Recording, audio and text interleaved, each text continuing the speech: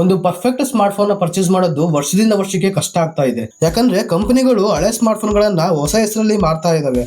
ಅದ್ರ ಬಗ್ಗೆ ಯಾವಾಗ ಜನಕ್ಕೆ ಗೊತ್ತಾಯ್ತೋ ಈಗ ಹಳೆ ಕಾಂಪೋನೆಂಟ್ಸ್ ನ ಹೊಸ ಕಾಂಪೋನೆಂಟ್ಸ್ ಹೆಸರಲ್ಲಿ ಸೆಲ್ ಮಾಡ್ತಾ ಇದ್ದಾರೆ. 2022ರಲ್ಲಿ ಇದ್ದಂತಹ ಡೈಮೆನ್ಸಿಟಿ 1080 ನ 2023ರಲ್ಲಿ ಡೈಮೆನ್ಸಿಟಿ 8020 ಅಂತ ಹೊಸ ನೇಮ್ ಕೊಟ್ಟು ಅದನ್ನ ಸೆಲ್ ಮಾಡಿದ್ರು. ಅದೇ ರೀತಿ ಡೈಮೆನ್ಸಿಟಿ 810 ನ ಡೈಮೆನ್ಸಿಟಿ 6080 ಅಂತ ರೀನೇಮ್ ಕೊಟ್ಟು ಅದನ್ನ ಸೆಲ್ ಮಾಡಿದ್ರು. ಸ್ನ್ಯಾಪ್ ಡ್ರಾಗನ್ ನಲ್ಲೂ ಸಹ ಸೇಮೇ ಆಗಿದ್ದು. ಸ್ನ್ಯಾಪ್ ಡ್ರಾಗನ್ 690 ನ 6S Gen 3 ಅನ್ನೋ ಒಂದು ಹೆಸರಲ್ಲಿ ಸೆಲ್ ಮಾಡ್ತಾ ಇದ್ದಾರೆ ಅಷ್ಟೇ. ಜನಕ್ಕೆ ಅನಿಸ್ಬೋದು ಇದು ಒಂದು ಹೊಸ ಪ್ರೊಸೆಸರ್ ಅಂತ, ಬಟ್ ಅದು ಹಳೆ ಪ್ರೊಸೆಸರ್ ಹೊಸ ಲೇಬಲ್ ಅಷ್ಟೇ. ಈಗಿನ ಟೈಮ್ ಅಲ್ಲಿ ಒಂದು ಒಳ್ಳೆ ಸ್ಮಾರ್ಟ್ ಫೋನ್ ಪರ್ಚೇಸ್ ಮಾಡ್ಬೇಕು ಅಂದ್ರೆ ದುಡ್ಡಲ್ಲ, ತಲೆ ಬೇಕು. ಸೊ ತಲೆ ಕೆಡ್ಸ್ಕೊಳಕ್ ಹೋಗ್ಬೇಡಿ. 2026ರಲ್ಲಿ ಒಂದು ಪರ್ಫೆಕ್ಟ್ ಸ್ಮಾರ್ಟ್ ಫೋನ್ ಪರ್ಚೇಸ್ ಮಾಡೋದು ಹೇಗೆ ಅಂತ ನಾನು ನಿಮಗೆ ತಿಳಿಸ್ತೀನಿ. ಸೊ ಈ ವಿಡಿಯೋನ ಸ್ಕಿಪ್ ಮಾಡದೆ ಪೂರ್ತಿಯಾಗಿ ನೋಡಿದ್ರಿ ಅಂದ್ರೆ ನೀವು ಸ್ಮಾರ್ಟ್ ಫೋನ್ ಪರ್ಚೇಸ್ ಮಾಡ್ಬೇಕಾದ್ರೆ ರಾಂಗ್ ಡಿಸಿಷನ್ ತಗೊಳ್ಳಲ್ಲ. So without any wasting the time let's start the video. ಮೊದಲನೇದಾಗಿ ನೀವೇನಾದ್ರು ಗೇಮಿಂಗಿಗೆ ಅಥವಾ ಹೆವಿ ಟಾಸ್ಕ್ ರನ್ ಮಾಡೋದಕ್ಕೆ ನೀವೇನಾದ್ರು ಸ್ಮಾರ್ಟ್ ಫೋನ್ ಪರ್ಚೇಸ್ ಮಾಡ್ತಾ ಇದೀರಾ ಅಂದ್ರೆ ನಿಮಗೆ ಪರ್ಫಾರ್ಮೆನ್ಸ್ ತುಂಬಾನೇ ಇಂಪಾರ್ಟೆಂಟ್ ಆಗುತ್ತೆ. ಸೊ ಮೊದಲನೇದಾಗಿ ಪರ್ಫಾರ್ಮೆನ್ಸ್ ಇಂದಾನೆ ಸ್ಟಾರ್ಟ್ ಮಾಡೋಣ. There are two factors affecting on phone performance. One is CPU and another is GPU. ಇದನ್ನು ನಾನು ನಿಮಗೆ ಎಕ್ಸ್ಪ್ಲೇನ್ ಮಾಡ್ಬೋದು, ಬಟ್ ನಿಮಗೆ ಕನ್ಫ್ಯೂಸ್ ಆಗುತ್ತೆ. ಅದ್ರ ಜೊತೆಗೆ ಈ ವಿಡಿಯೋ ಕೂಡ ತುಂಬಾನೇ ಲೆಂತ್ ಆಗುತ್ತೆ. ಸೊ ಹಾಗಾಗಿ ನಾನು ತುಂಬಾನೇ ಡೀಟೇಲ್ಡ್ ಆಗಿ ಹೋಗಲ್ಲ. ಜಸ್ಟ್ ನೀವ್ ಏನ್ ಮಾಡ್ಬೇಕು ಅಂದ್ರೆ ಗೂಗಲ್ಗೆ ಹೋಗಿ ಅಲ್ಲಿ ಅಂತೂ ಬೆಂಚ್ ಮಾರ್ಕ್ ಲಿಸ್ಟ್ ಅಂತ ಸರ್ಚ್ ಮಾಡಿ. ಅಲ್ಲಿ antutu.com ಅನ್ನೋ ಒಂದು ವೆಬ್ಸೈಟ್ ನ ಕ್ಲಿಕ್ ಮಾಡಿ. ನಿಮಗೆ ಅಲ್ಲಿ ಒಂದು ಲಿಸ್ಟ್ ಸಿಗುತ್ತೆ. ಈ list best phone ranking list ಆಗಿದೆ. ಬಟ್ ಅದ್ರ ಮುಂದೆ ಇರುವಂತಹ ನಂಬರ್ಸ್ ತುಂಬಾನೇ ಇಂಪಾರ್ಟೆಂಟ್ ಆಗುತ್ತೆ. ಯಾಕಂದ್ರೆ ಆ ನಂಬರ್ಸ್ ಆ ಮೊಬೈಲ್ ನಲ್ಲಿರುವಂತಹ CPU ಸ್ಕೋರ್ ನ ತೋರಿಸುತ್ತೆ. ಎರಡನೇ ರೋ GPU ಸ್ಕೋರ್ ನ ತೋರಿಸುತ್ತೆ. ಥರ್ಡ್ ರೋ RAM ಸ್ಕೋರ್ ನ ತೋರಿಸಿದ್ರೆ ಇನ್ನು ಫೋರ್ತ್ ರೋ UX ನ ಇಂಡಿಕೇಟ್ ಮಾಡುತ್ತೆ. UX ಅಂದ್ರೆ ಯೂಸರ್ ಎಕ್ಸ್ಪೀರಿಯನ್ಸ್ ಅಂತ. ಈ ಯೂಸರ್ ಎಕ್ಸ್ಪೀರಿಯನ್ಸ್ ತುಂಬಾನೇ ಇಂಪಾರ್ಟೆಂಟ್ ಆಗುತ್ತೆ. ಯಾರು ಮೊಬೈಲ್ಸ್ ನ ಯೂಸ್ ಮಾಡ್ತಾ ಇದಾರೋ ಅವರಿಗೆ ಆ ಮೊಬೈಲ್ಸ್ ನಿಜವಾಗ್ಲೂ ಇಷ್ಟ ಆಗಿದೆಯೋ ಇಲ್ವೋ ಅನ್ನೋದನ್ನ ನೀವು ಅಲ್ಲಿ ತಿಳ್ಕೊಬಹುದು. ಇನ್ನು ಲೆಫ್ಟ್ ಅಲ್ಲಿ ಇರುವಂತಹ 3 ರೋಸ್ ಕೂಡ ತುಂಬಾನೇ ಇಂಪಾರ್ಟೆಂಟ್. ಎಷ್ಟು ಜಾಸ್ತಿ ನಂಬರ್ ಇರ್ತಾವೋ ಅಷ್ಟು ಆ ಸ್ಮಾರ್ಟ್ ಫೋನ್ ಪ್ರೊಸೆಸರ್ ಚೆನ್ನಾಗಿದೆ ಅಂತ. ಫಾರ್ ಎಕ್ಸಾಂಪಲ್ ಇದರಲ್ಲಿ ನನಗೆ ಈಗ ಗ್ಯಾಲಕ್ಸಿ S23 Ultra ಇಷ್ಟ ಆಯ್ತು ಅಂತ ಅಂದ್ಕೊಳ್ರಿ. ಅಂದ್ರೆ ಆ ಸ್ಮಾರ್ಟ್ ಫೋನ್ ಅಲ್ಲಿ ಯಾವ ಪ್ರೊಸೆಸರ್ ಇದೆ ಅಂತ ಅಂದ್ಬಿಟ್ಟು ಗೂಗಲ್ಗೆ ಹೋಗಿ ಸರ್ಚ್ ಮಾಡಿ ನೋಡಿ. ಅದು ಸ್ನ್ಯಾಪ್ ಡ್ರಾಗನ್ 8 Gen 2 ಅಂತ ಹೇಳಿದಾಗ ಅರ್ಥ ಮಾಡ್ಕೊಳ್ಳಿ ಆ ಸ್ಮಾರ್ಟ್ ಫೋನ್ ಅಲ್ಲಿರುವಂತಹ ಪ್ರೊಸೆಸರ್ ತುಂಬಾನೇ ಸ್ಟ್ರಾಂಗ್ ಇದೆ ಅಂತ. ಸೊ ರಿಯಲ್ ಆಟ ಈಗ ಸ್ಟಾರ್ಟ್ ಆಗುತ್ತೆ. ಸೊ ಈಗೇನ್ ಮಾಡಿ ಅಂತಂದ್ರೆ ಗೂಗಲ್ಗೆ ಹೋಗಿ ವಿಚ್ ಸ್ಮಾರ್ಟ್ ಫೋನ್ ಯಾವ ಸ್ನ್ಯಾಪ್ ಡ್ರಾಗನ್ 8 Gen 2 ಪ್ರೊಸೆಸರ್ ಅಂತ ಸರ್ಚ್ ಮಾಡ್ರಿ. ಈಗ ಅಲ್ಲಿ ಆ ಪ್ರೊಸೆಸರ್ ಇನ್ನು ಯಾವ ಸ್ಮಾರ್ಟ್ ಫೋನ್ ಅಲ್ಲಿ ಇದಾವೆ ಅಂತ ತೋರಿಸುತ್ತೆ ನೋಡಿ. ಇಲ್ಲಿ ನನಗೆ OnePlus 11 ಅಂತ ತೋರಿಸ್ತು. ಈಗ ನೀವು ಕಂಪೇರ್ ಮಾಡ್ಕೊಳ್ಳಿ. Galaxy S23 smart phone price 95,000 ರೂಪಾಯಿ ಇದೆ. ಅದೇ ಪ್ರೊಸೆಸರ್ ಇರುವಂತಹ OnePlus 11 ಸ್ಮಾರ್ಟ್ ಫೋನ್ ಪ್ರೈಸ್ 35,000 ಇದೆ. ಸೊ ಯಾವ್ದು ಬೆಸ್ಟ್ ನೀವೇ ತಿಳ್ಕೊಳ್ಳಿ. ನೋಡಿ, ಪರ್ಫಾರ್ಮೆನ್ಸ್ ನ ಚೂಸ್ ಮಾಡೋದಕ್ಕೆ ಬ್ರ್ಯಾಂಡ್ ಬೇಕಾಗಿಲ್ಲ, ಪ್ರೊಸೆಸರ್ ನ ಅರ್ಥ ಮಾಡ್ಕೋಬೇಕು ಅಷ್ಟೇ. ಅಂಡ್ ಇನ್ನೊಂದು, ನೀವೇನಾದ್ರು ಒಂದು ಸ್ಮಾರ್ಟ್ ಫೋನ್ ಪರ್ಚೇಸ್ ಮಾಡ್ತೀರಾ ಅಂದ್ರೆ ಅಟ್ಲೀಸ್ಟ್ 8GB RAM ಇರುವಂತಹ ಒಂದು ಸ್ಮಾರ್ಟ್ ಫೋನ್ ಪರ್ಚೇಸ್ ಮಾಡಿ. ಈಗ ನೆಕ್ಸ್ಟ್ ನಾವು ಕ್ಯಾಮ್ರಾ ಬಗ್ಗೆ ಮಾತಾಡೋಣ. ನೋಡಿ, ಕ್ಯಾಮ್ರಾ ಅಂತ ಹೇಳಿದ ತಕ್ಷಣ ನಮಗೆ ನೆನಪಾಗೋದು ಏನು ಅಂದ್ರೆ ಮೆಗಾ ಪಿಕ್ಸೆಲ್. ಅಂದ್ರೆ ನಾವ್ ಇದನ್ನ ಇನ್ನೂ ಶಾರ್ಟ್ ಆಗಿ MP ಅಂತ ಹೇಳ್ತೀವಿ. Like 50 MP, 108 MP, 200 MP camera ಈ ರೀತಿ ಹೇಳ್ತಾ ಇರ್ತೀವಿ. But mega pixel is not important. ಯಾಕೆ ಅಂದ್ರೆ ನೋಡಿ, ಆಂಡ್ರಾಯ್ಡ್ ಫೋನ್ಗಳಲ್ಲಿ ಈಗೆಲ್ಲ 200 MP ಕ್ಯಾಮ್ರಾ ಕೊಡ್ತಾ ಇದ್ದಾರೆ. ಬಟ್ ಐಫೋನ್ ಇವತ್ತಿಗೂ ಸಹ 12 MP 48 MP ಕ್ಯಾಮ್ರಾನೇ ಲಾಸ್ಟ್. ಬಟ್ ಆದ್ರೂ ಸಹ ಐಫೋನ್ ಅಲ್ಲಿ ಒಳ್ಳೆ ಫೋಟೋ ಬರುತ್ತೆ. ಅದೇಗೆ ಅಂದ್ರೆ ಅರ್ಥ ಮಾಡ್ಕೊಳ್ಳಿ, mega pixel is not important, ಅದರಲ್ಲಿರುವಂತಹ ಸೆನ್ಸರ್ ಇಂಪಾರ್ಟೆಂಟ್. ಎಕ್ಸಾಂಪಲ್, ವಿವೋದವರ V ಸೀರೀಸ್ ನ ಸ್ಮಾರ್ಟ್ ಫೋನ್ ಗಳಲ್ಲಿ ಸಾನಿ ಅವ್ರದ್ದು IMX ಸೆನ್ಸರ್ ಇರುತ್ತೆ.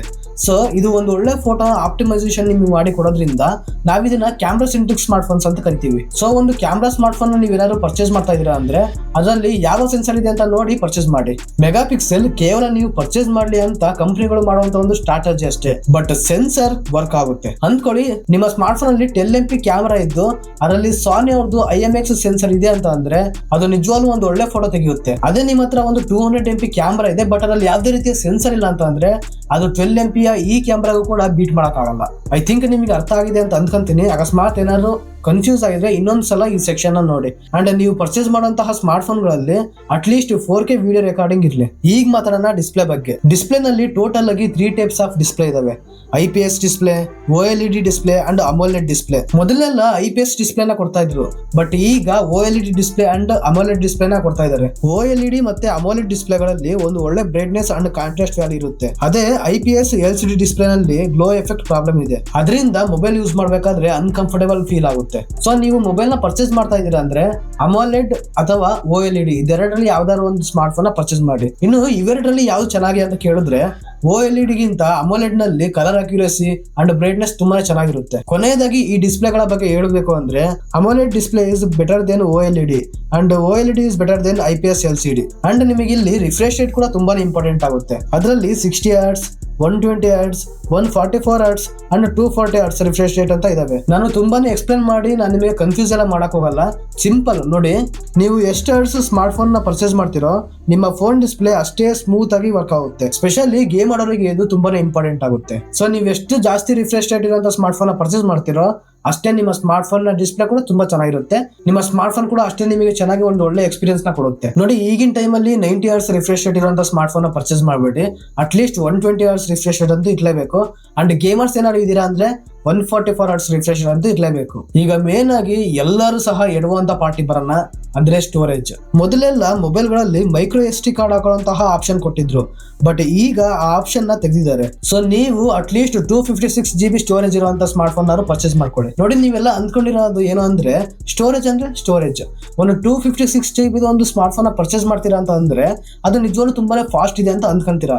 ಬಟ್ ರಿಯಾಲಿಟಿ ಹೇಳ್ಬೇಕು ಅಂದ್ರೆ ಅದರಲ್ಲೂ ಕೆಲವೊಂದು ಟೈಪ್ಸ್ ಇದಾವೆ. ಆ ಸ್ಟೋರೇಜ್ ಟೈಪ್ ಮೇಲೆ ಆ ಸ್ಮಾರ್ಟ್ ಫೋನ್ ಎಷ್ಟು ಫಾಸ್ಟ್ ಆಗಿ ಡಾಟಾ ಟ್ರಾನ್ಸ್ಫರ್ ಆಗುತ್ತೆ ಅಂತ ತೋರಿಸುತ್ತೆ. ಈಗ ಸ್ಟೋರೇಜ್ ಟೈಪ್ಸ್ ನ ನೋಡಿದ್ರೆ eMMC, UFS 2.2, UFS 3.1 and UFS 4.0. ಇದರಲ್ಲಿ ನೀವು ಎಷ್ಟು ಜಾಸ್ತಿ ಇರೋದನ್ನ ಪರ್ಚೇಸ್ ಮಾಡ್ತೀರೋ ನಿಮಗೆ ಅಷ್ಟೇ ಒಳ್ಳೇದು. ಬಟ್ ಯಾವುದೇ ಕಾರಣಕ್ಕೂ eMMC ನ ಪರ್ಚೇಸ್ ಮಾಡಬೇಡಿ, ಅದು ತುಂಬಾನೇ ಸ್ಲೋ ಇದೆ. ನಿಮಗೆ ಇನ್ನೂ ಸಿಂಪಲ್ ಆಗಿ ಹೇಳ್ಬೇಕು ಅಂದ್ರೆ ನೀವೇನಾದ್ರು ಬಡ್ಜೆಟ್ ಸ್ಮಾರ್ಟ್ ಫೋನ್ ಪರ್ಚೇಸ್ ಮಾಡ್ತಾ ಇದೀರಾ ಅಂದ್ರೆ ಮಿನಿಮಮ್ UFS 2.2 ಇರ್ಲಿ. ನೀವೇನಾದ್ರು ಮಿಡ್ ರೇಂಜ್ ಅಲ್ಲಿ ಪರ್ಚೇಸ್ ಮಾಡ್ತಾ ಇದೀರಾ ಅಂದ್ರೆ UFS 3.1 ಇರ್ಲಿ. ನೀವೇನಾದ್ರು ಕ್ರಿಯೇಟರ್ ಅಥವಾ ಗೇಮರ್ ಆಗಿದ್ದೀರಾ ಅಂದ್ರೆ UFS 4.0 ಇರ್ಲಿ. ಒಂದು ವಿಷಯ ಹೇಳಕ್ ಇಷ್ಟಪಡ್ತೀನಿ, ಇವುಗಳ ಬಗ್ಗೆ ನೀವು ಪರ್ಚೇಸ್ ಮಾಡೋದಕ್ಕೆ ಅಂತ ಹೋಗ್ತಿರಲ್ಲ ಸ್ಟೋರ್ಗಳಲ್ಲಿ, ಅದ್ರ ಬಗ್ಗೆನೂ ಸಹ ನಿಮಗೆ ಹೇಳಲ್ಲ. ನೀವು ಇಲ್ಲೇ ನೋಡ್ಕೊಂಡು ನಿಮಗೆ ಯಾವ ಸ್ಮಾರ್ಟ್ ಫೋನ್ ಬೇಕು ಅಂತ ನೋಡ್ಕೊಂಡು ನೀವು ಅಲ್ಲಿಗೆ ಹೋಗ್ಬೇಕಾಗುತ್ತೆ. ನಿಮಗೆ ಸ್ಟೋರೇಜ್ ವಿಷಯದಲ್ಲಿ ಇನ್ನೂ ಸಿಂಪಲ್ ಮಾಡಬೇಕು ಅಂದ್ರೆ ಗೂಗಲ್ಗೆ ಹೋಗ್ಬಿಟ್ಟು ಅಲ್ಲಿ GSMArena.com ಅಂತ ಸರ್ಚ್ ಮಾಡಿ. ಅಲ್ಲಿ ಬರುವಂತ ವೆಬ್ಸೈಟ್ ನಲ್ಲಿ ನಿಮಗೆ ಬೇಕಾಗಿರೋ ಮೊಬೈಲ್ ನೇಮ್ ನ ಹಾಕಿ. ನಾನೀಗ ಇದರಲ್ಲಿ Vivo V60 ಅಂತ ಹಾಕ್ತೀನಿ. ಅಲ್ಲಿ ಕೆಳಗಡೆ ಹೋಗಿ ಮೆಮೊರಿ ಆಪ್ಷನ್ ನಲ್ಲಿ ನೋಡಿ, ಅಲ್ಲಿ UFS 2.2 ಅಂತ ಇದೆ. ಇಲ್ಲಿ ಅರ್ಥ ಮಾಡ್ಕೊಳ್ಳಿ, Vivo V60 ಸ್ಮಾರ್ಟ್ ಫೋನ್ ನ ಪ್ರೈಸ್ 40,000 ರೂಪಾಯಿ ಇದೆ. ಬಟ್ ಇಲ್ಲಿ ಕಂಪನಿ 10,000 ರೂಪಾಯಿಗೆ ಬೆಲೆ ಬಾಳುವಂತಹ UFS 2.2 ಸ್ಟೋರೇಜ್ ನ ಟೈಮ್ ನ ಕೊಟ್ಟಿದೆ. ಸೊ ಇದು ಕಂಪನಿ ಮಾಡೋ ಮೋಸ ಅಂತ ಹೇಳಕ್ಕಾಗಲ್ಲ, ಇದು ಅವರ ಬಿಸ್ನೆಸ್ ಸ್ಟ್ರಾಟಜಿ. ನಾವು ಅದರೊಳಗಡೆ ಧುಮುಕಿ ಬೀಳ್ತಿದೀವಿ ಅಷ್ಟೇ. ಸರಿ, ಈಗ ಬ್ಯಾಟ್ರಿ ಬಗ್ಗೆ ಮಾತಾಡೋಣ. ಈಗೆಲ್ಲ ಸ್ಮಾರ್ಟ್ ಫೋನ್ ಕಂಪನಿಗಳು 5,000, 5,500, 6,000 ತನಕ ಕೂಡ mAh ಬ್ಯಾಟ್ರಿ ಕೊಡ್ತಾ ಇದಾವೆ. ಸೊ ನಿಮಗೆ ಯಾವ್ದು ಬೇಕು ಅನ್ಸುತ್ತೋ ಅದನ್ನ ನೀವು ಪರ್ಚೇಸ್ ಮಾಡ್ಕೊಳ್ಳಿ. ಬಟ್ ಈಗೆಲ್ಲ ಹೇಗೆ ಅಂದ್ರೆ ತುಂಬಾನೇ ಫಾಸ್ಟ್ ಚಾರ್ಜರ್ ಬೇಕು ಅಂತ ಹೇಳ್ತೀರಾ, ಬಟ್ ಅದ್ರದ್ದು ಒಂದು ಪ್ರಾಬ್ಲಮ್ ಅಂತ ಹೇಳ್ತೀನಿ. ನೀವು ಎಷ್ಟು ಜಾಸ್ತಿ ಫಾಸ್ಟ್ ಚಾರ್ಜರ್ ಇರುವಂತ ಒಂದು ಸ್ಮಾರ್ಟ್ ಫೋನ್ ಪರ್ಚೇಸ್ ಮಾಡ್ತೀರೋ, ನೀವು ಯಾವಾಗ ನಿಮ್ಮ ಸ್ಮಾರ್ಟ್ ಫೋನ್ ಚಾರ್ಜ್ ಮಾಡ್ತೀರೋ ಆಗ ನಿಮ್ಮ ಸ್ಮಾರ್ಟ್ ಫೋನ್ ಬ್ಯಾಟ್ರಿ ಆಪ್ಟಿಮೈಸೇಷನ್ ಕಡಿಮೆ ಆಗ್ತಾ ಹೋಗುತ್ತೆ. ಆಪ್ಟಿಮೈಸೇಷನ್ ಕಡಿಮೆ ಆಗ್ತಾ ನಿಮ್ಮ ಸ್ಮಾರ್ಟ್ ಫೋನ್ ಬ್ಯಾಟ್ರಿ ಬ್ಯಾಕಪ್ ಕೂಡ ಕಡಿಮೆ ಆಗ್ತಾ ಹೋಗುತ್ತೆ. ಸೊ ಬಹಳ ಫಾಸ್ಟ್ ಚಾರ್ಜರ್ ಅಂತ ಹೋಗಕ್ ಹೋಗ್ಬೇಡಿ. ಈಗ ರ್ಯಾಮ್ ಬಗ್ಗೆ ಮಾತಾಡೋಣ.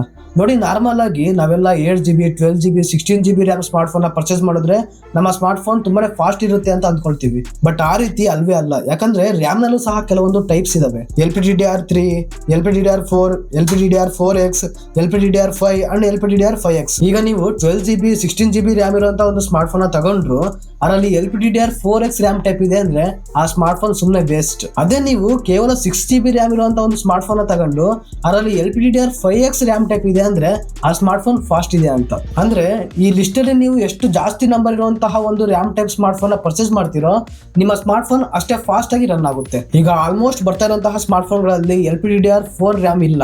ಈಗ ಬರ್ತಿರುವಂತಹ ಸ್ಮಾರ್ಟ್ ಫೋನ್ ಗಳಲ್ಲಿ LPDDR4X ಇಂದ ಸ್ಟಾರ್ಟ್ ಆಗಿದೆ. ಸೊ ನಿಮಗೆ ಯಾವ್ದು ಬೇಕು ಅಂತ ನೋಡ್ಕೊಂಡು ಸರಿಯಾಗಿ ಪರ್ಚೇಸ್ ಮಾಡ್ಕೊಳ್ಳಿ. ಅಗೇನ್ GSMArena.com ವೆಬ್ಸೈಟ್ ಗೆ ಹೋಗಿ ಅಲ್ಲಿ ರ್ಯಾಮ್ ಸೆಕ್ಷನ್ ಗೆ ಹೋಗಿ ಅಲ್ಲಿ ಯಾವ ರ್ಯಾಮ್ ಇದೆ ಅಂತ ಅಂದ್ಬಿಟ್ಟು ನೀವು ಚೆಕ್ ಮಾಡಬಹುದು. ಇನ್ನು ಅಡಿಷನಲ್ ಆಗಿ ಹೇಳ್ಬೇಕು ಅಂದ್ರೆ ನೀವು ಪರ್ಚೇಸ್ ಮಾಡುವಂತಹ ಸ್ಮಾರ್ಟ್ ಫೋನ್ ನಲ್ಲಿ ಡ್ಯುಯಲ್ ಸ್ಪೀಕರ್ ಇರ್ಲಿ, IP ರೇಟಿಂಗ್ ಇರ್ಲಿ.